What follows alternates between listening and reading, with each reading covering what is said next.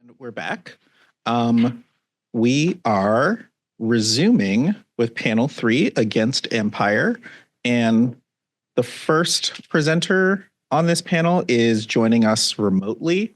So I'm just doing a little behind the scenes to make sure they have the presentation privileges they are supposed to and can share their slides with us and be seen and heard.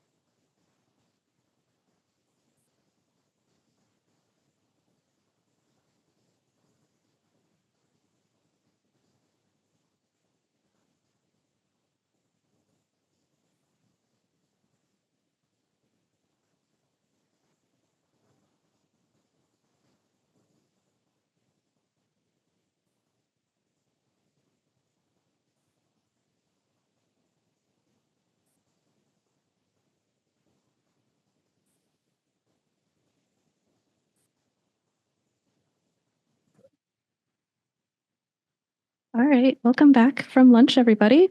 Welcome to the third panel against Empire. I have the wonderful task of introducing all of my fellow panelists as they are going on. Our first presenter is coming from Zoom. We have Kuei Kong presenting Archives Without Walls, Collective Memory in Palestine Plus 100. Kuei Kong is a postdoctoral researcher at Peking University, currently a visiting scholar at SOAS, specializing in Arabic literature and cultural studies. Her research focuses primarily on Arab women's literature and Arabic science fiction. She has also explored topics such as Middle Eastern cinema and the political narrative in Egyptian women writings. And hopefully she is able to...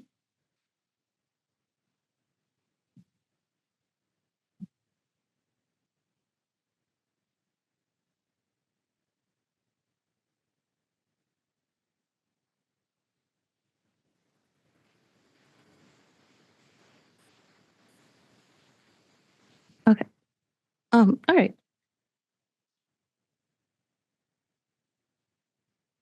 All right. It looks like there might be some technical difficulties, so we will move to our next presentation, if that sounds good.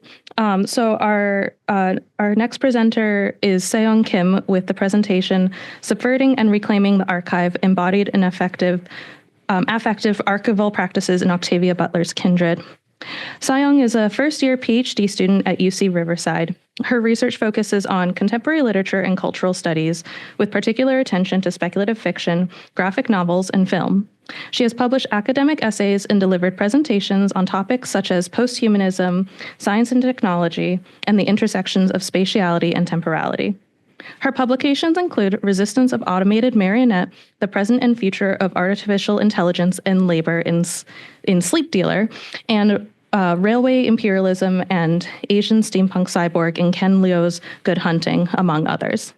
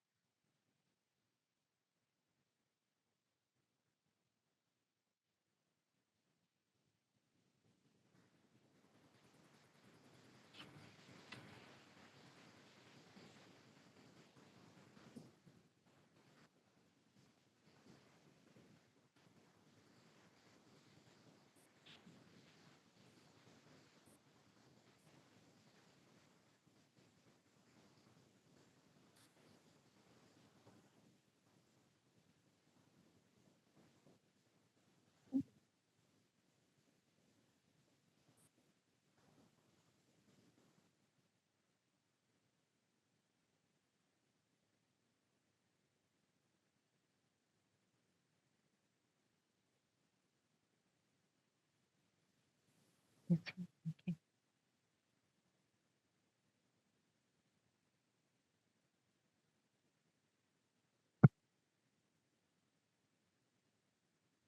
you. Thank you,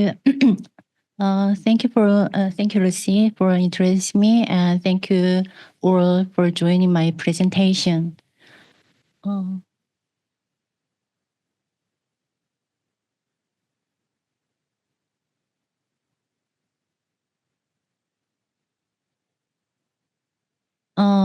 The title of my presentation is Subverting and Reclaiming the Archive, Embodied and Effective Archival Practices in Octavia Butler's Kindred. So I'm going to provide a brief introduction to Kindred first. Kindred is a groundbreaking novel that merges speculative fiction with historical fiction, using time travel as a narrative device to explore themes of race, gender, power, and historical trauma. The novel was adapted into a graphic novel in 2017. It was also adapted into a TV series, and its first season, consisting of 8 episodes, premiered on Hulu in December 2012. The novel follows Dana, a young African-American writer, as she experiences a series of involuntary time travel episodes between her home in Los Angeles in 1976, where she lives with her white husband, and a Maryland plantation near Eaton in the early 19th century. In the past, she encounters her ancestors, a resilient free black woman, Alice, and a white plantation owner, Rufus, who enslaves and exploits her. As Dana's stays in the past grow longer, she becomes deeply involved with the plantation's inhabitants. Faced with the brutal realities of slavery, she navigates difficult choices to survive and find a way back to her own time. So this is the introduction. Dana's repeated journeys illustrate the inescapability of history, reflecting how systemic oppression has lingering effects on Black identity. Butler's novel challenges conventional historiography by demonstrating how history is not just a distant record, but a lived and embodied experience.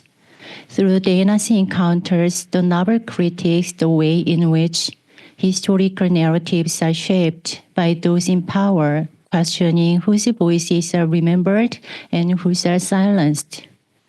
The novel serves as a meditation on historical reclamation, urging readers to reconsider the nature of archives and the preservation of marginalized histories. So I'm talking about my main arguments. Archives have long been viewed as neutral sites of historical preservation, but some scholars argue that they are shaped by colonial and patriarchal structures. Traditional archives prioritize written records, often marginalize oral histories and embodied experiences of oppressed groups. Quote, I lost arm on my last trip home, my left arm, unquote. However, as shown in this line, the novel begins with physical evidence of Dana's experiences, showing that Kindred serves as a critic of this system, presenting Dana's lived experiences as an alternative form of historical documentation. Therefore, Dana's direct encounters with slavery function as an embodied archive, where knowledge is preserved not through written text, but through physical and emotional trauma. Dana's inability to document her experiences through conventional writing means underscores how enslaved people's histories were systematically erased and highlights the gaps and omissions in the mainstream historical narratives.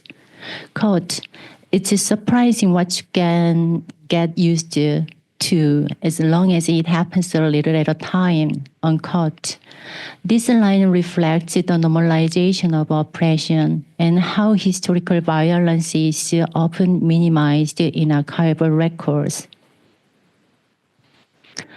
Butler's use of time travel in Kindred subverted conventional science fiction tropes, shifting away from escapism to historical confrontation. However, unlike traditional time travel narratives, Dana has no control over her movement, symbolizing how history forcibly imposes itself on individuals. The mechanism of her time travel, being pulled back whenever Rufus's life is in danger, creates a direct link between past and present, reinforcing the idea that Black survival is deeply entangled with the legacy of slavery. The novel's time travel structure forces Dana and the reader to experience history not as an abstract event, but as an immediate and visceral reality. So Dana's disorientation each time she arrives in the past reflects the alienation and psychological trauma that comes with being displaced in history. Through this device, the novel challenges the reader to rethink the distance between past and present, arguing that history is not a fixed moment, but an ongoing force. Quote, I never realized how easily people could be trained to accept slavery, unquote. Dana's realization highlights how systemic oppression is internalized over time, making history feel immediately. Historical records often fail to capture the full scope of human suffering, particularly for marginalized communities, which requires records continuum thinking, taking a multidimensional view of history. Dana's body becomes a living archive, physically bearing the marks of her journey, much like enslaved people whose traumas were inscribed on their bodies. Specifically, the scars, bruises, and pain she endures serve as an alternative form of historical documentation that cannot be ignored or rewritten.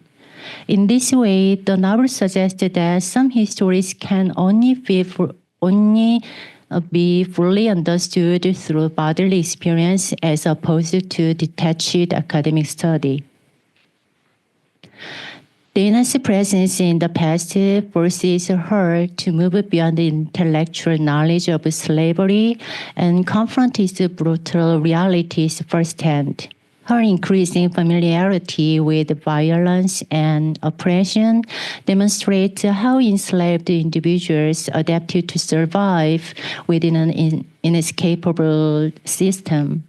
Quote, see how easily slaves are made, unquote.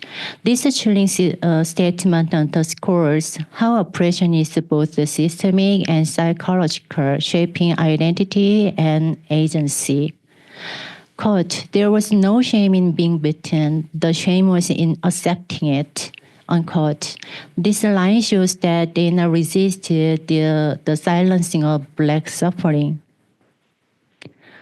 Dominant historical narratives often erase or distort Black experiences, prioritizing the perspectives of those in power. In Kindred, Dana's presence disrupted the official historical record by inserting modern Black women's perspective into the past. So the novel highlights how enslaved people's voices were excluded from written history, their lives reduced to property records and economic data. Through Dana, the novel exposes the gap between historical accounts of slavery and the lived realities of enslaved people. And Rufus's manipulation of history, controlling written documents and letters, demonstrates how those in power shape archival records to serve their interest. Dana's struggle to retain knowledge of her past and documentary experiences mirrors real-world efforts by Black scholars and activists to reclaim erased histories. Quote, Rufus's house, where history was as real as the stone the house was made of. Unquote. This line emphasizes how history is tangible and ever-present, not an abstract concept. Black women's experiences are often marginalized in both the historical and feminist discourse. Enslaved Black women faced unique forms of violence, including sexual exploitation and forced reproduction. Dana and Alice illustrate how race and gender intersect in experiences of oppression.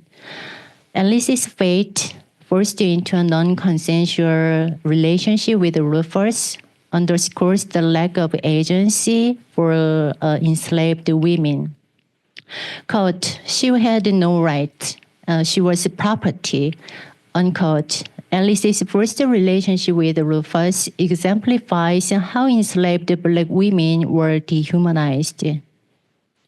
According to Derrida, since archives are able to determine through their selection what memories of people are kept and what memories are erased, the question of the archive is not a question of the past, it's a question of the future. The novel critiques how archival violence, as archive fever itself, has the potential to leave out other memories and result in a conflicting struggle of which memories are archived. Rufus represented the white patriarchal power that dictates historical archives. Quote, I was beginning to realize that he loved the woman to her misfortune. Unquote. Rufus's love for Alice does not prevent his control over her, highlighting the power structures that dominate historical narratives and archives. So Kindred challenges the idea that slavery is a resolved historical issue, instead showing its ongoing impact. Quote, nothing in my educational knowledge of the future had helped me to escape. Unquote. This emphasizes a reflection on the limits of knowledge in the face of structural oppression. However, Dana's modern perspective highlights continuities between past and present oppression. And Dana's struggles mirror real-world racial disparities in justice, labor, and power structures, disrupting these structures by asserting our agents and refusing to be passive.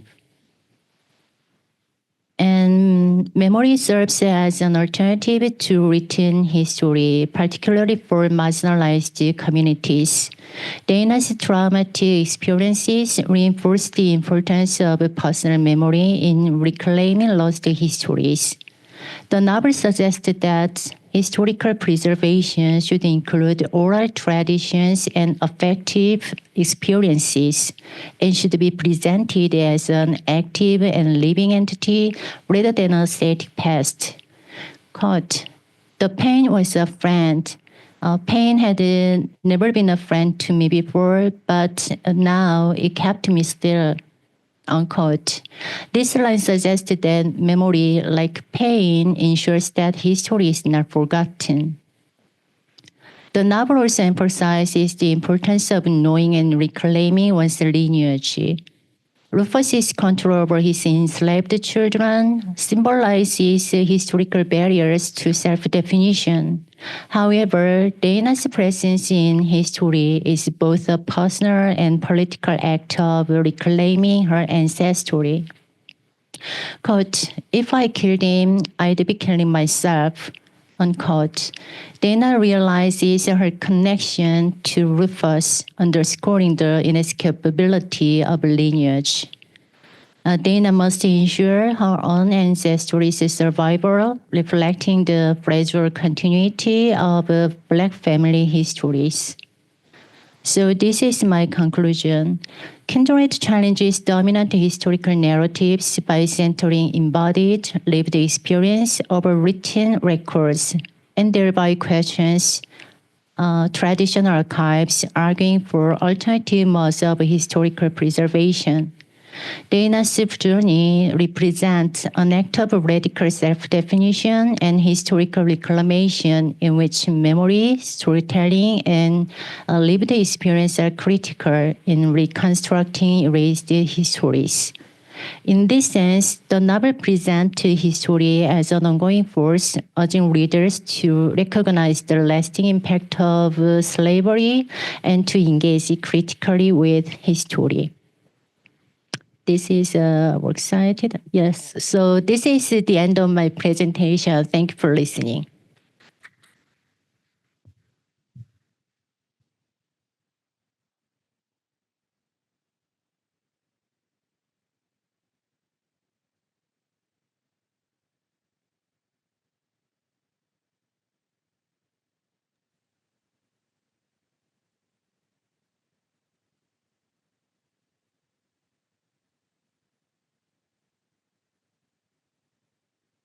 I think Koi, you can take it away if you'd like.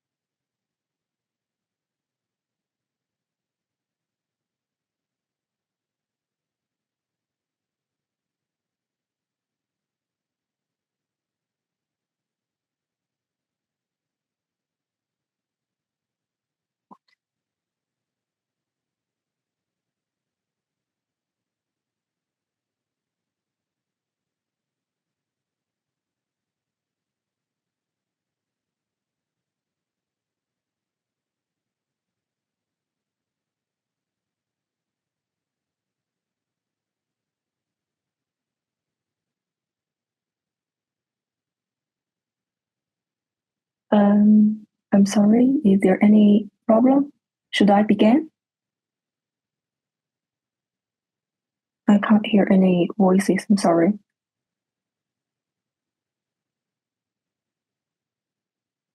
Okay. Should I begin?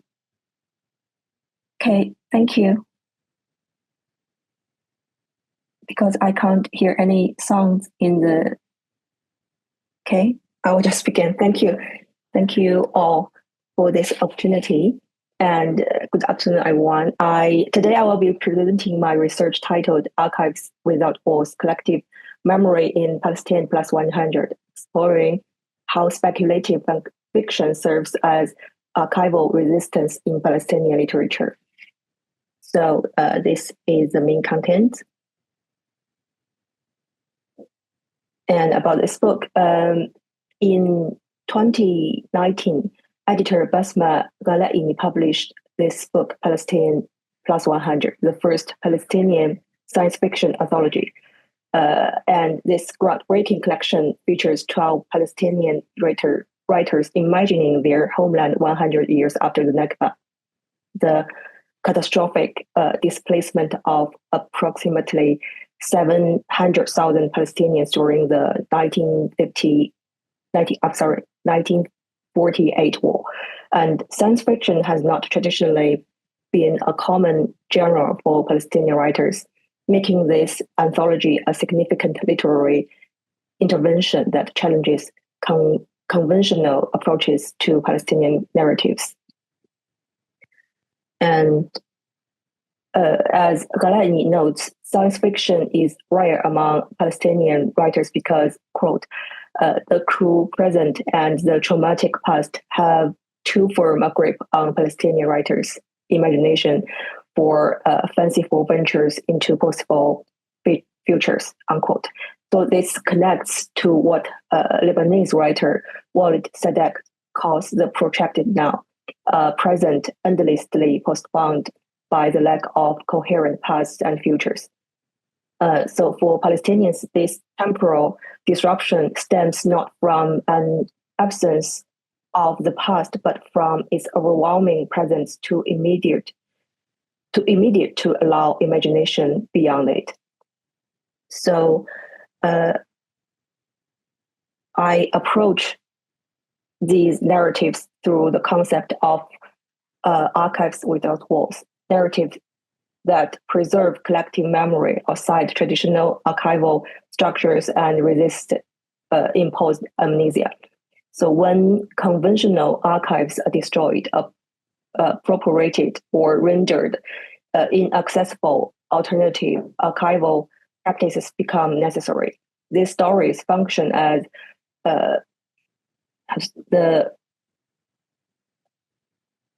something like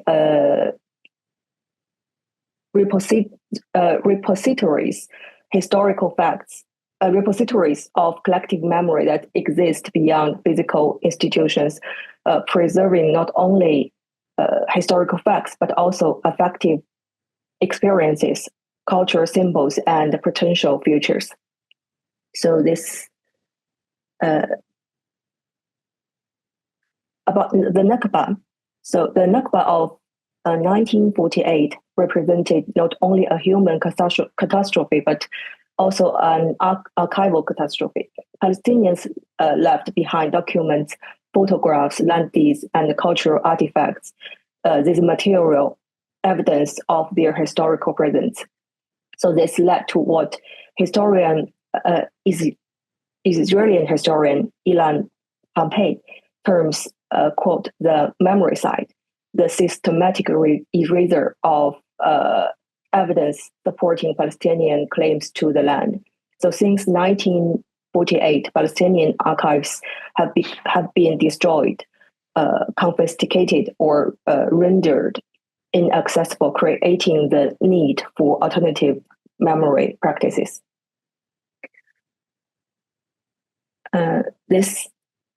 This pattern of archival destruction has continued. In 1982, the Israeli capture of the PRO Research Center in Beirut resulted in the confiscation of approximately 25,000 books and thousands of documents. And during the second Intifada, Israeli forces damaged cultural institutions in the West Bank. So all of these actions reflect a systematic approach to controlling Palestinian historical narrative by controlling access to archival materials, a form of power operating through the management of memory.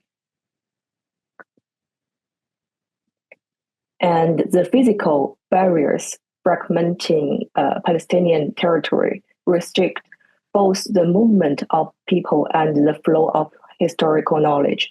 The checkpoints, the permits, and the separation wall create obstacle for Palestinian scholars attempting to access their own documentary heritage. When archives become physically inaccessible, alternative forms of memory preservation become necessary for cultural survival. This is the context that helps us to understand why the speculative fiction in Palestine Plus 100, this book, serves such a vital archival function. So when I want to explain how these narratives perform archival work, beginning with Salim Haddad's story, Song of the Birds. And this story presents Gaza in 2048. Yes, it's 100 years after the 1948 war. And at 2084, the Gaza is like a laboratory for thought control. When in the story, the Israeli authorities have created a holographic simulation of liberated Gaza, quote liberated Gaza. So on the called liberated Gaza, masking the bombed out reality beneath. And a young woman named Aya, whose brother Zaid committed suicide, is visited by his ghost, who guides her through the real Gaza. And the Israeli authorities have harnessed Palestinians' collective memories to create the simulation, effectively weaponizing memory against its fears. So as Zaid tells Aya in the story, we are just another generation imprisoned by our parents' nostalgia. So this scenario mirrors the real-world appropriation of Palestinian archives by Israel institutions, yet the story also shows memory functioning as resistance. When Zaid leads Aya through the real Gaza, he reconstructs an archive of destruction that the simulation erases, a form of bearing witness to what official narratives deny. Particularly significant is Aya's version of children lying lifeless on a beach, which with a punctured football. This is a reference, a specific incident during 2014 war on Gaza. By incorporating this historical reference, the author Salim, he preserves this event that might otherwise be erased from history. And about the second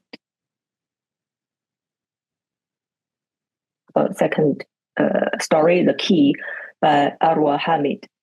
And this story features a future Israel protected by a gravity wall. It's a barrier isolating it's a technological barrier isolating the country from the outside world. Despite this perfect physical security, the protagonist's family is haunted by the sound of the keys turning in their door lock through in the night, though no one is there outside the door. And this gravity wall represents an extension of the current separation barrier, a physical manifestation of the attempt to create historical and territory separation. Yet the haunting suggests that such barriers cannot contain historical memory, and the keys penetrate even the most advanced technological defense. And the key is a potent symbol in Palestinian memory. After the Nakba, Palestinians kept their house keys as both evidence of ownership and symbols of their right to return. And these keys evolved from personal artifacts to collective symbols, with enlarged replicates appearing in demonstrations supporting Palestinian rights.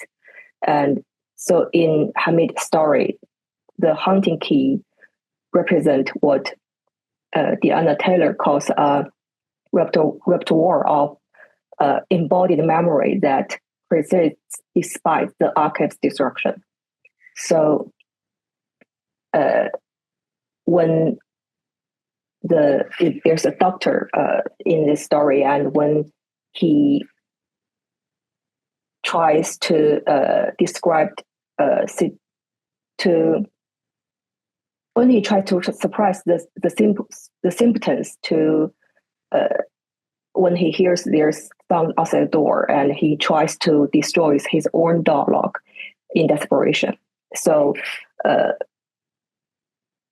in the story illustrates how attempts to silence historical memory ultimately leads to self-destruction.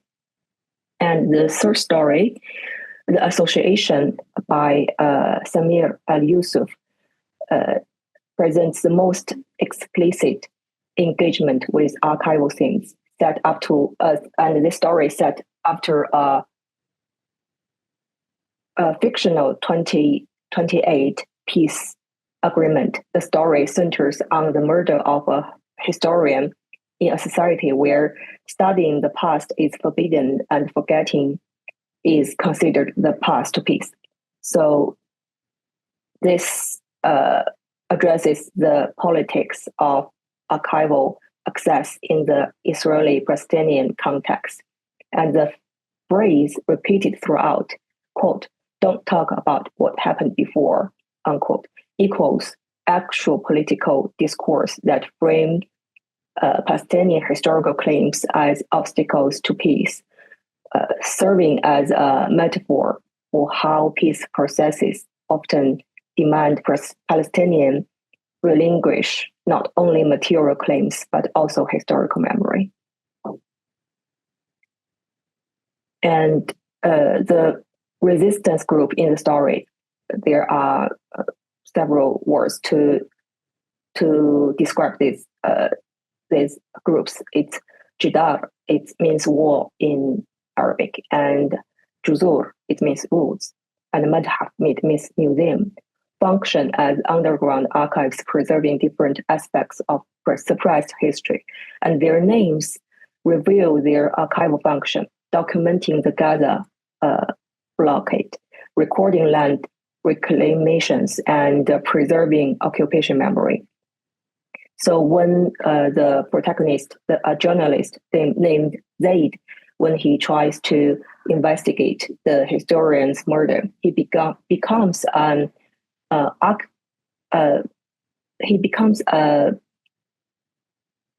witness and archivist of forbidden knowledge. So the circle symbol he is discovered, and the logo of the association represents historical continuity against the linear narrative of progress that demands forgetting. And about the progressive and about the disrupting linear time, I'm not sure if I still have time. I will just go to the conclusion part. Sorry. And this anthology demonstrates the imagination is not something is not just simply escaping them, but it's an act of profound political and cultural resilience. So when controversial archives fail, the human imagination becomes an archive without walls, preserving what official history would erase and imagining what conventional history claims impossible. So through these speculative explorations, Palestinian writers reclaim narrative subjectivity and challenge both the perpetual now imposed by historian oppression and the enforced amnesia demanded by superficial peace processes. So these works are not simply creative expressions, but legitimate forms of historical documentation that expand our understanding of what archives can be and do in context of ongoing political contestation. And these narratives perform vital cultural work, documenting what has been lost and preserving what remains and imagining what might yet be possible. And they move us from archives without walls, archives existing despite institutional constraints, so to archives beyond walls, archives that transcend the very concept of containment. And that's, I'm sorry, this is the conclusion part, and that's all. Thank you for your attention.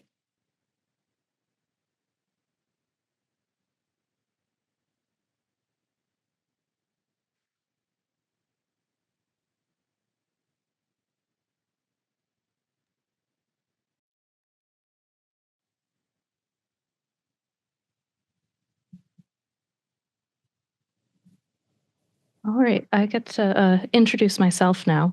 My name is Lucy Lewis Lee, and I use they, them pronouns.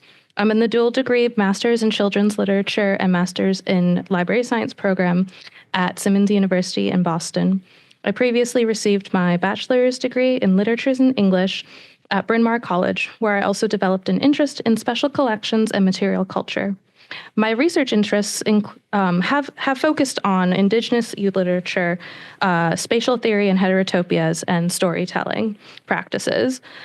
My presentation today is titled The Cuento of Earth and the Story of Sagan, Storytelling as History/Memory, and the Complications of Space Colonization.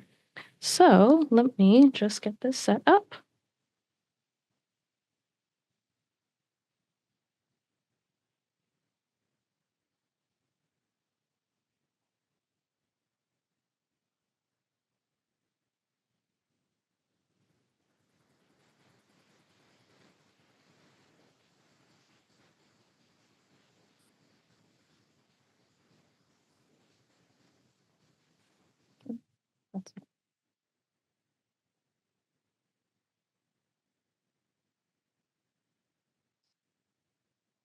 In both scientific and speculative fiction fields, scholars have raised the question of the ethics of space travel and colonizing another planet. The fear that we may repeat the practices that perpetuated colonialism on Earth is very real and does not come with a simple answer. In the science fiction sphere, these problems are faced head-on with protagonists living in places we have only imagined. Some authors, such as Donna Barbara Higuera with her 2021 middle grade novel, The Last Cuentista, have offered methods in which we can approach and reconcile with the complications that space colonialism brings. In her novel, which is both a Newbery and Pura Belpré Award winner, the 13-year-old protagonist Petra is a storyteller, or cuentista, who uses her stories, or cuentos, to bring back memories of Earth to the other children whose minds have been reprogrammed by a group called the Collective. At the same time, she must use her skills as a botanist to find a way to survive on the planet Sagan without letting the Collective kill all life on the surface. Petra's dual role as a cuentista and as a botanist allow the concepts of storytelling and space colonialism to intertwine and interact with each other, offering a new approach to interstellar speculative fiction. The Last Cuentista utilizes Richard Delgado's concepts of counterstorying to highlight Latinx culture and suggest a reclamation of space colonialism in speculative fiction. Counter stories, or stories that challenge the dominant narrative, are seen through Petra's use of cuentos, which coax out memories of Earth from the reprogrammed minds of the other Zeta children.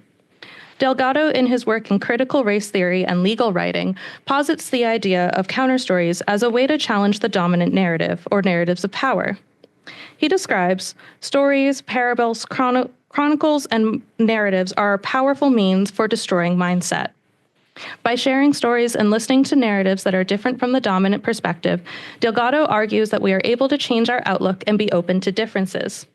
Stories invite people in and encourage them to learn and understand something new or unfamiliar. But stories are not limited to the fictional. Delgado adds, by combining elements from the story and current reality, we may construct a new world richer than either alone.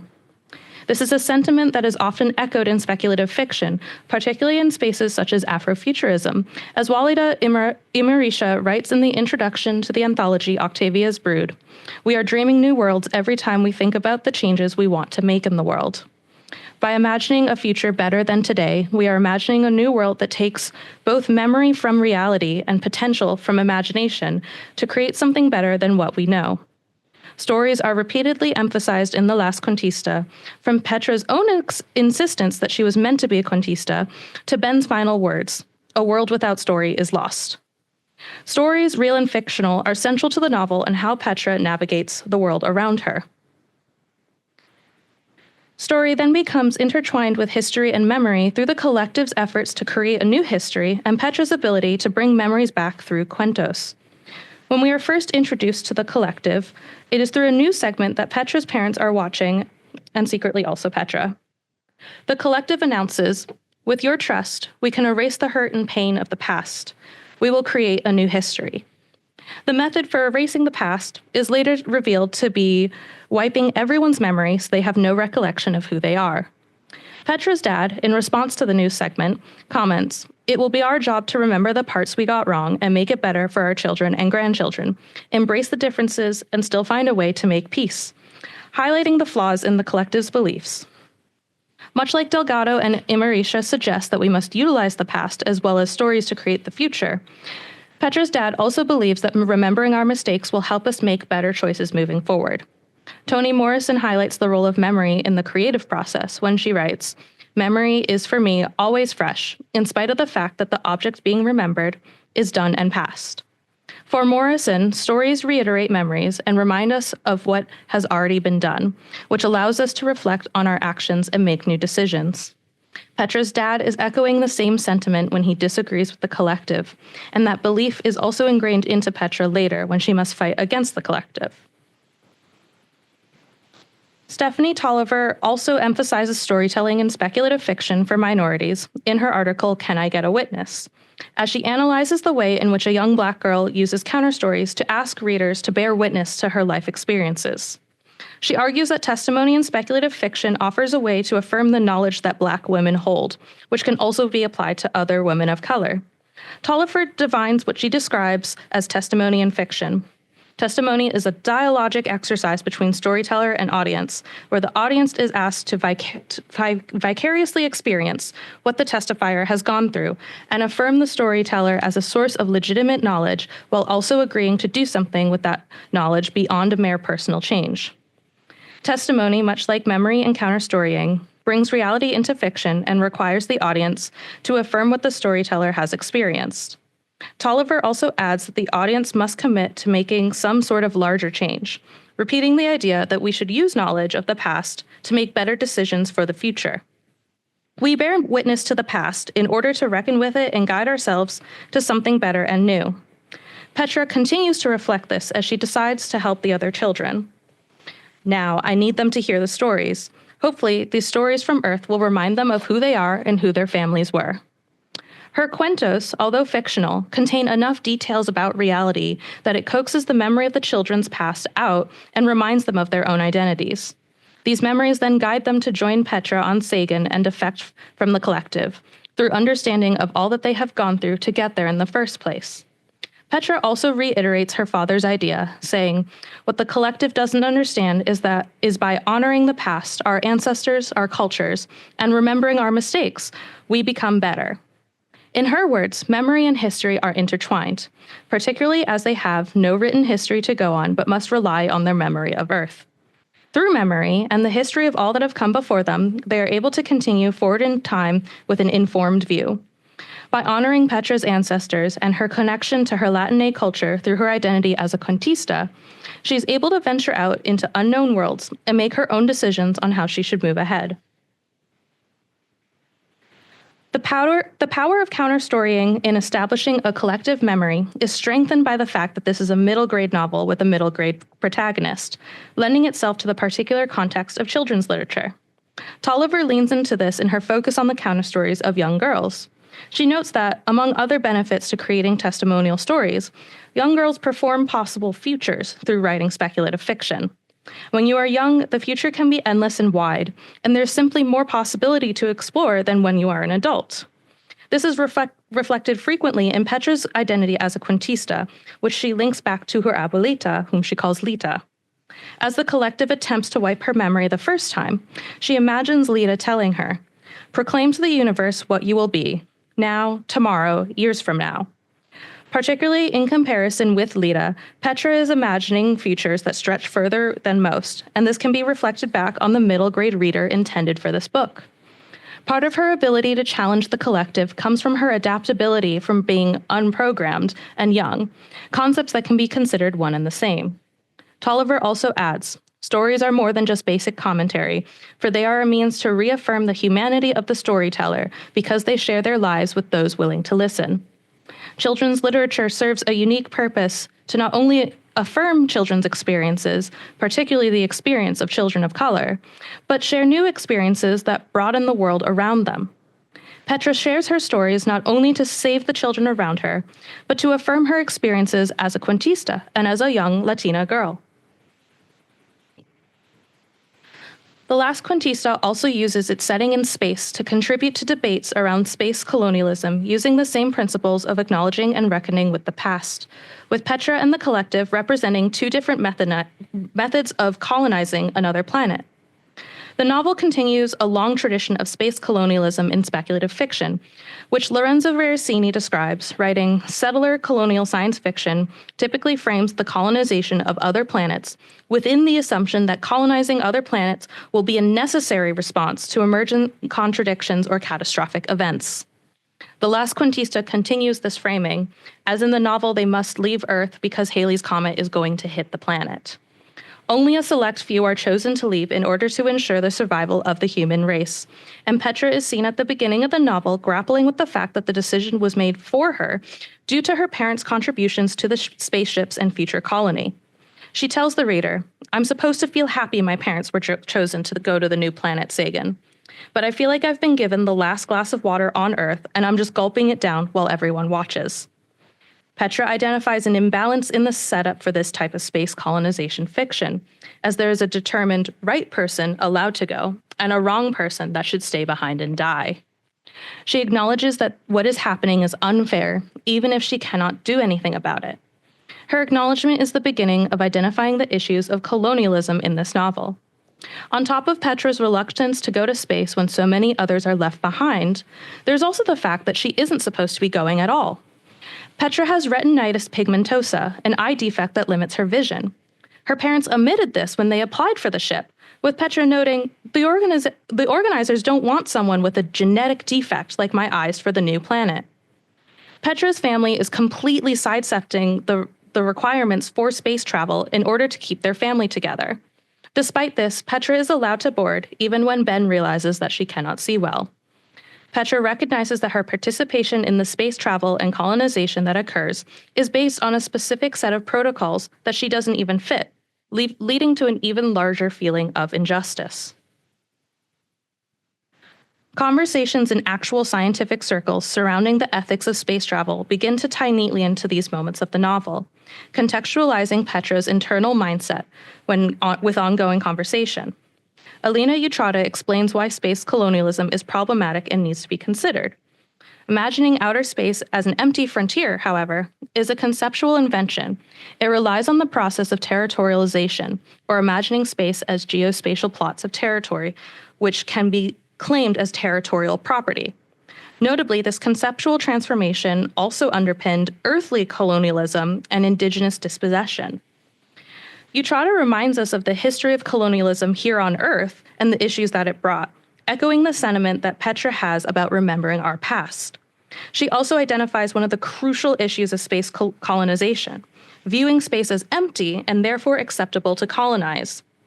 The idea that space is a territory that we are allowed to take is rooted in the same idea that entitled European settlers to take land from indigenous peoples in the Americas, as they did not view the land as their property. Petra, as a botanist, views life in Sagan the moment she first visits the surface, with a jungle canopy of Jurassic-sized leaves appearing in the window as the shuttle from the ship descends, and a water butterfly nibbling on the surface of an aquatic fern frond in the water of the lake. Her observations further prove the existence of life on Sagan, even if it's not considered larger or higher life forms. Utrata's reminder that space is not empty is later reflected in Epsilon 5, or Javier's, questions for Petra after her first visit to the surface of Sagan. When she describes the creatures that she witnessed in the water and how they conceal themselves among the vines, he asks her, "What do you think they are hiding from?" This question reminds Petra that the small creatures that are not a threat to her could be hiding from something larger, which might also be something she should hide from. It turns Petra's view of Sagan from empty to filled with life, reminding her that this is not her planet, but something new that she might have to survive in conjunction with. This outlook is positioned opposite the collective's view of the planet, which is stated by the Chancellor, their leader, when she tells Crick, "We have a duty to the collective to find a permanent home, where we can survive without threats from anything or anyone that would harm us." Here the collective is embodying the perspective that Utrata describes, assuming that they will be able to find somewhere in space that is empty and without other life that would be considered a threat to them. They are only concerned with their own well-being, believing they are entitled to a space only for them, rather than attempting to adapt or interact with others. Petra also cannot imagine the collective living on the planet, saying, "I hadn't thought much about the collective actually occupying the planet. I can't imagine them off the ship. I guess some part of me thought they'd land, but never leave the safety of their sterile world." Petra does not believe in the same entitlement that the collective believes they have. And so their only space is really on the ship, not on the planet. While they would only consider the planet to be acceptable once current existing life has been wiped out, including the possibility of another Earth settlement already being there, Petra has an interest in the life on the planet and how she might live alongside the existing life rather than in place of it.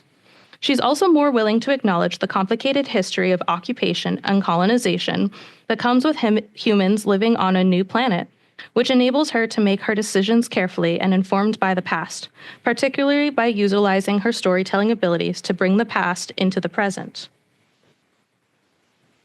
Through the collective's approach to both memory/history and space colonization, Petra's approach is framed as a new method of considering speculative traditions through the utilization of storytelling, counter-storying, and Latinate culture.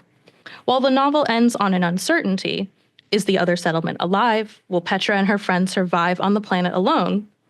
Donna Barbara Higuera is not focused on the end, but rather the journey it takes to get us across the stars and onto an unknown planet. Using these themes in the speculative fiction genre, Higuera is able to engage with ongoing discussions about space colonialism and the use of storytelling to consider memory and history, inviting an increase of minority voices in the genre to think about cultural approaches to these questions. The Last Quintista serves as a recent entry in speculative fiction that offers the field a new way to think about these concepts and how we might approach both real-life space travel as well as a genre rooted in colonialist history. As Petra and her dad remind us, we should remember the mistakes of the past to build the future and make our ancestors proud. Thank you.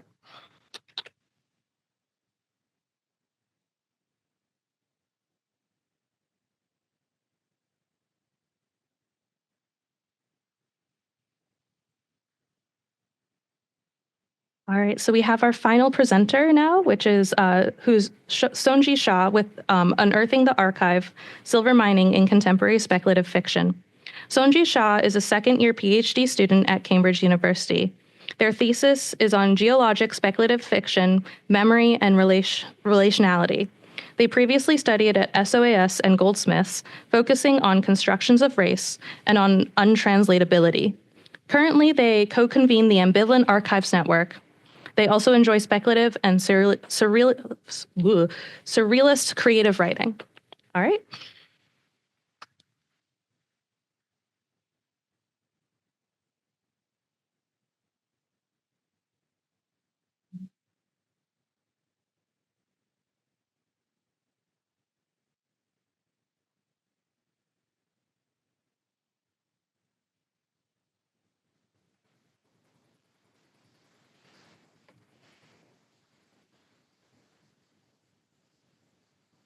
Cool. Yeah. Oh.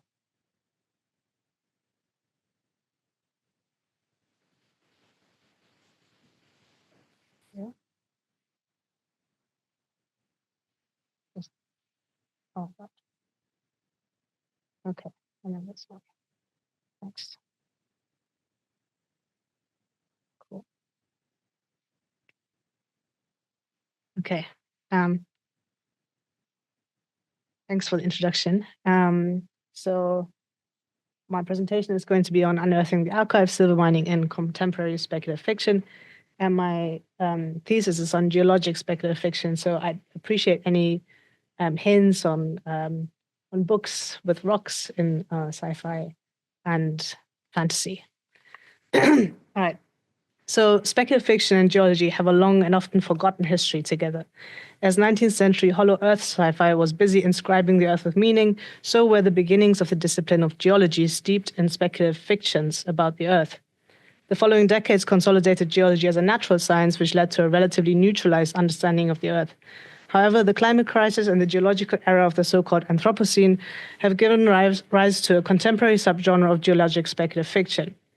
This subgenre, I suggest, gathers stories that expand accepted geological realities and forges new relationalities. Contemporary geologic narratives reckon with the intimate connections between social structures that emerged in the aftermath of colonialism and a scarred earth.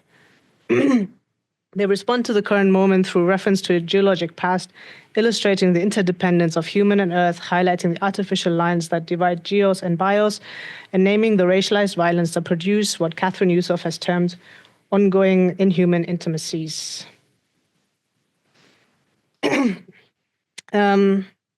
So in this paper, I examine how the selected texts propose speculative archives of silver, which reveal exploitation and violence in material histories and emphasize existing and possible relationships between material and meaning.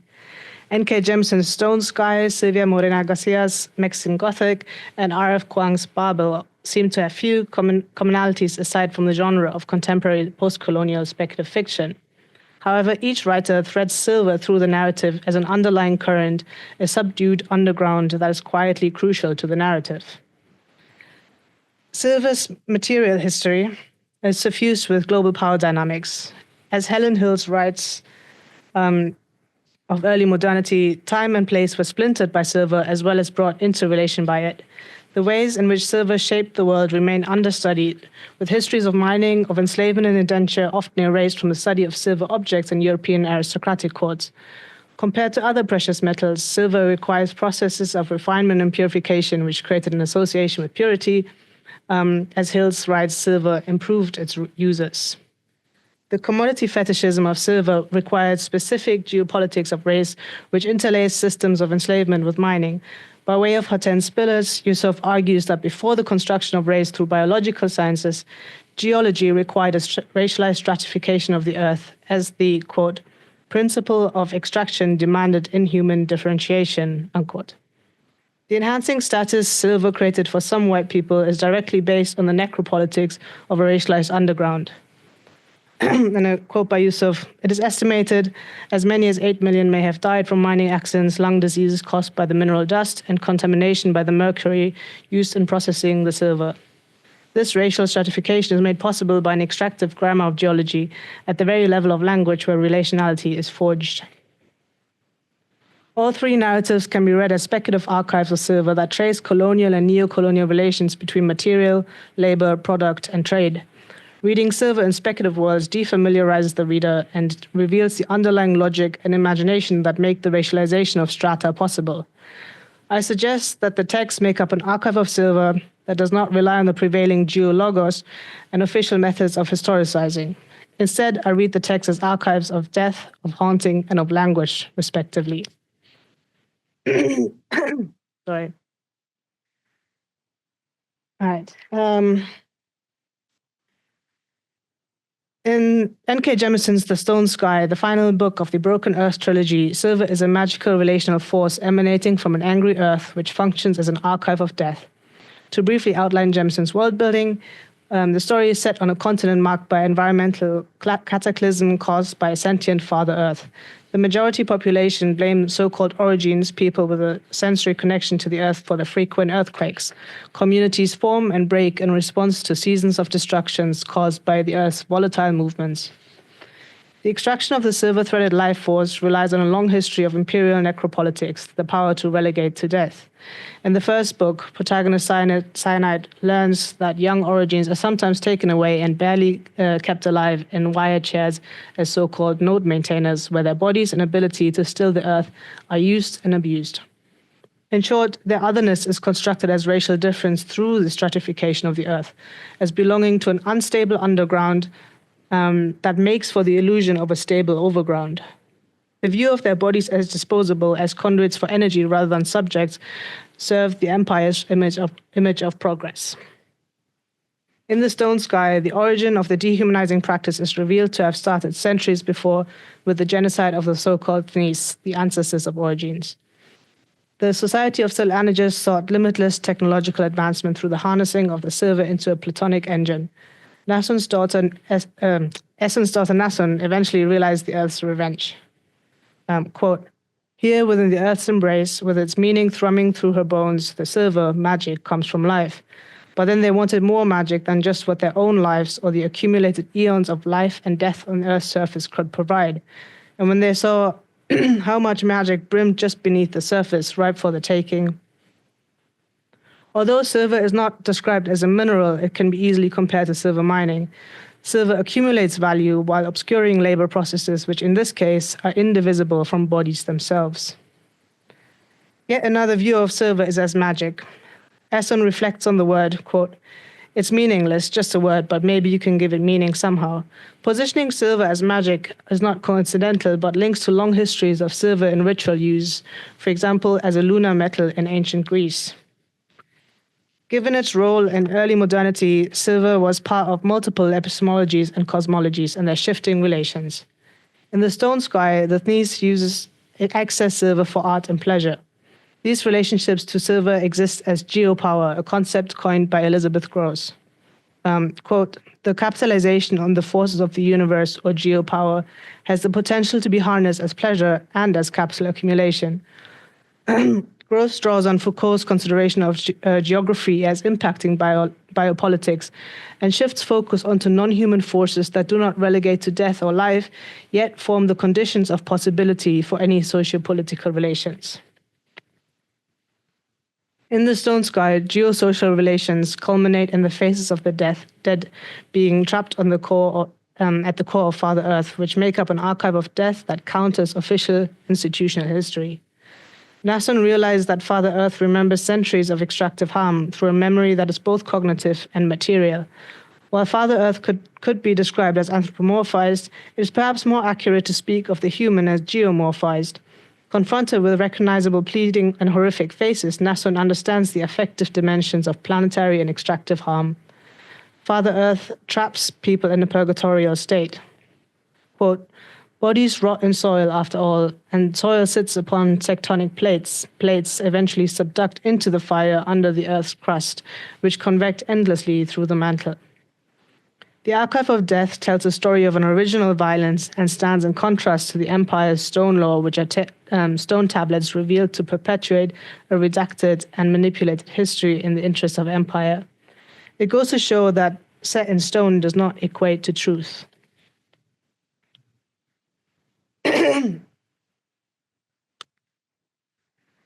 In Silvia Moreno Garcia's Mexican Gothic, a silver mine entangles the lives of Mexican miners with those of the English Doyle family who owns the mine. Using Gothic horror tropes, the novel deals with the afterlives that emerge from neo-colonial geosocial formations. Thank you. Silver carries the history of the mine and house symbolically and materially through refined silver products, the statues of the Doyle family, and the haunted underground. Moreno Garcia's speculative horror is based on the colonial histories of silver mining in Mexico. In the beginning of the novel, the historic extraction and social stratification are made explicit. The War of Independence interrupted Spanish colonial mining. Afterwards, English and French investors were invited to continue mining until the revolution in 1910. The ghastly atmosphere of increasing inequalities and post-mining abandonment creates vertical hierarchies where, as Moreno Garcia writes, quote, the earth would never again spill wealth from its womb.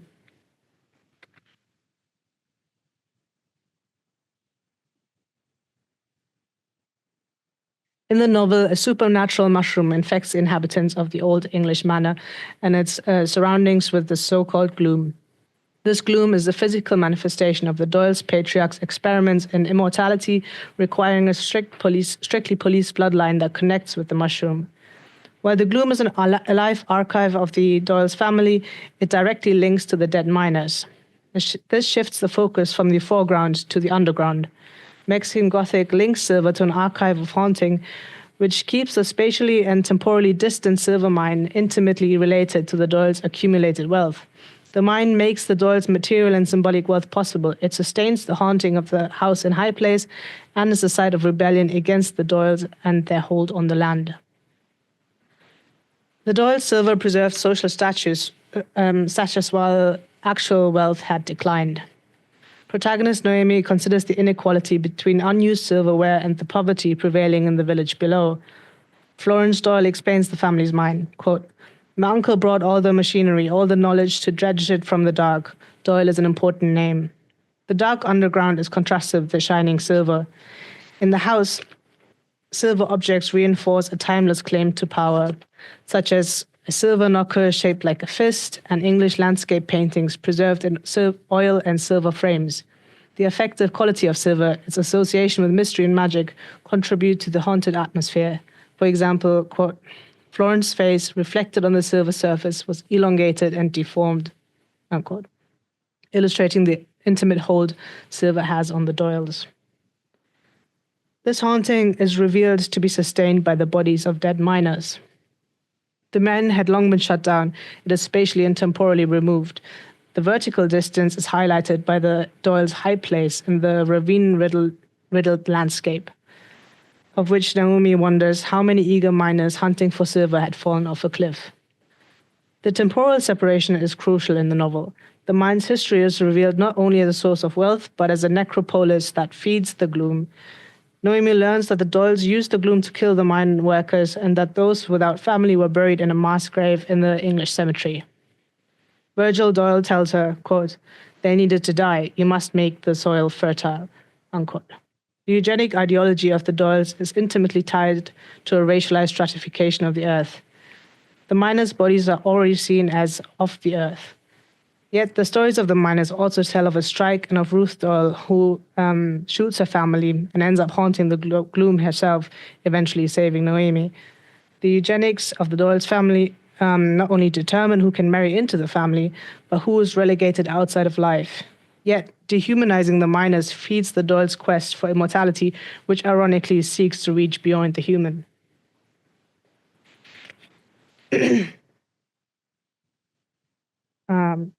I realize I'm racing through this, sorry. The third part, Babel.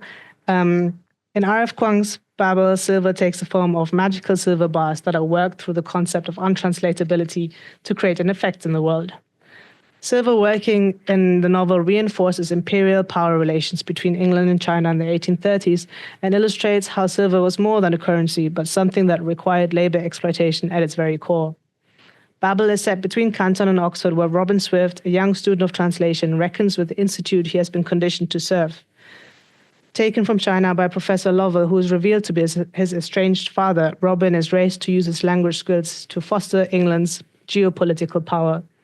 When he realizes how his skills are deployed in the opium trade, his political resistance grows. Babel forms a speculative archive of silver through language in which fantastical elements literalize the abstractions that silver trade requires. I trace here 3 instances of how silver makes the world. Firstly, silver as currency leads to wealth. Set at the height of the Industrial Revolution, London is called, quote, the Silver City. The wealth behind it is made explicit. Quote, ships heavy with chests of tea, cotton, and tobacco, their masts and crossbeams studded with the silver that made them sail more quickly and safely, sat waiting to be emptied in preparation for the next voyage to India, to the West Indies, to Africa, to the Far East. They sent British wares across the world. They brought back chests of silver. Silver signifies wealth, but also status and technological progress. Yet those were reliant on the technology of enslavement. As Alison Bigelow argues, quote, demand for precious metal in China and Japan spurred Iberian colonialism and colonization in Africa, Asia, and the Americas. The novel illustrates one aspect of the silver trade through the First Opium War, where the British illegally smuggled opium into Canton's ports. Secondly, silver in Babel creates magic effects through so-called silver working. This involves combining silver bars inscribed with words from 2 different languages. The semantic gap of the translation causes an effect, like clearing the water of the Thames. Sold as technological progress, silver working makes rich countries even more powerful. Although power and mastery are implied, a neutralizing language of science and technology separates it from magic. Robin reflects that when he grew up, his grandmother called them rich man's magic spells, metal amulets carrying blessings from the gods. His mother thought they contained trapped demons who could be summoned to accomplish their master's orders. As a tool of empire, the British hold on silver is used to increase economic power over China and to establish epistemological dominance. And the third part, because I'm running out of time, I'm just gonna summarize how basically Robin and his peers were taken from their home countries and their labor for their labor to be exploited. And there's one quote that I'll just read out. Robin realized what his place here was. He was not simply a student, but a colleague, a rare native speaker capable of expanding the bounds of Babel's scant existing knowledge, or a silver mine to be plundered.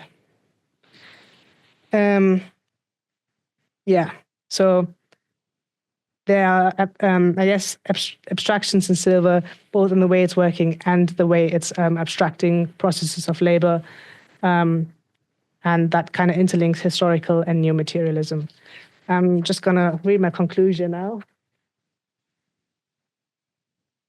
The silver traces in each of the novels suggest that speculative epistemologies add critical perspectives on material histories. They make up an archive that adds to and challenges more conventional narratives. I have thought of these texts as containing hidden histories that allow us to relate the material earth to mining, labor, wealth, and status. However, more attention will need to be put on how narrative elements in speculative fiction undermine dominant geology to actively propose other worlds.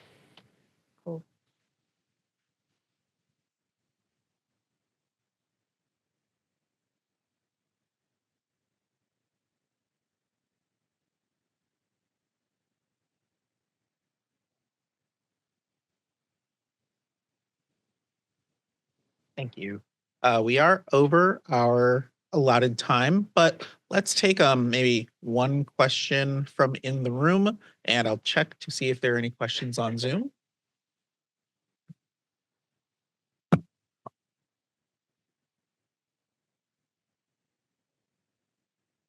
I invite talk with the panelists after this, and we'll take the next 10 minutes to transition to our last panel today before the keynote. Thank you all.